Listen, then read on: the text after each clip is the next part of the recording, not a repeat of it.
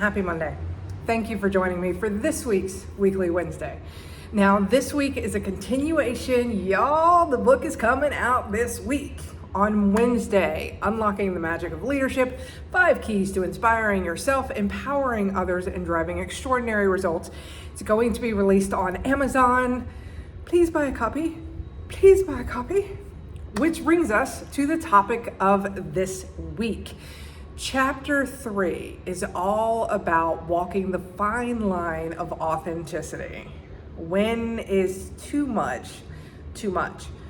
And there was a tool that was shared with me a long time ago that I wanted to share with you as well that really resonated with understanding as a leader when we're trying to lead others and we want them to be authentic and we want them to be transparent. But we also realize that there are rules of living in a society with other individuals and that we need to follow these rules. The rules aren't always written out.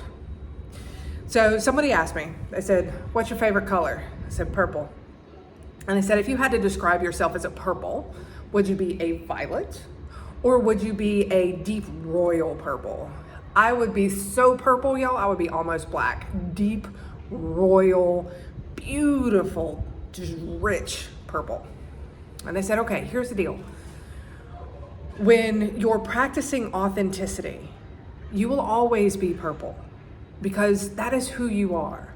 That is your core, that is your values, that is what makes you you. But sometimes when you go in and a person's emotional level, their energy is low, then maybe you pull it down to where you're not quite such a deep, rich purple. Instead, you're more of a violet. And when they said that, it immediately clicked and made sense.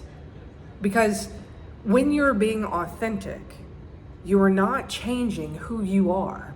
What is important to you will remain important to you. You will be you 100% of the time. But imagine that we have a dial that we can dial up. When I am with my friends and my family, I am 100% authentic, which also for me means unfiltered. So y'all, I'm cussing like a sailor, telling you all the dirty jokes, and we having conversations, we're not talking about the weather.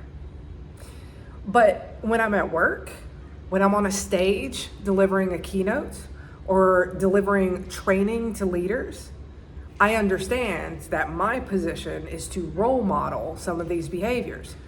So if I am with an audience that is completely buttoned up and their ties are tight and they are in full suits, I'm not gonna be cussing from stage. Now, if I'm with a group of welders, that's happened, then I may drop one of the PG-13 cuss words, like maybe the H word, right?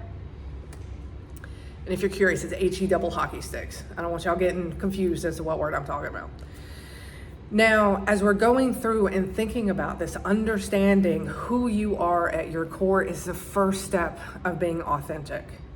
But then understanding when do you need to crank it up? When can you be that perfectly beautiful, messy, unfiltered version?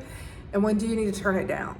When do you maybe need to lower your emotional energy to match the individual in front of you? Because let's face it, if you're delivering challenging feedback to somebody, you're not gonna walk in and be like, hey, best day ever. How you doing, bestie? Oh yeah, let me tell you about this area that you're not doing well in. You're gonna match the emotional level of the situation. And that, my friends, is what authenticity is all about. Don't forget, Wednesday, February 21st, that will be when the book is released. Have an absolutely amazing week. And as always, don't forget, we got this. I'll see you next week.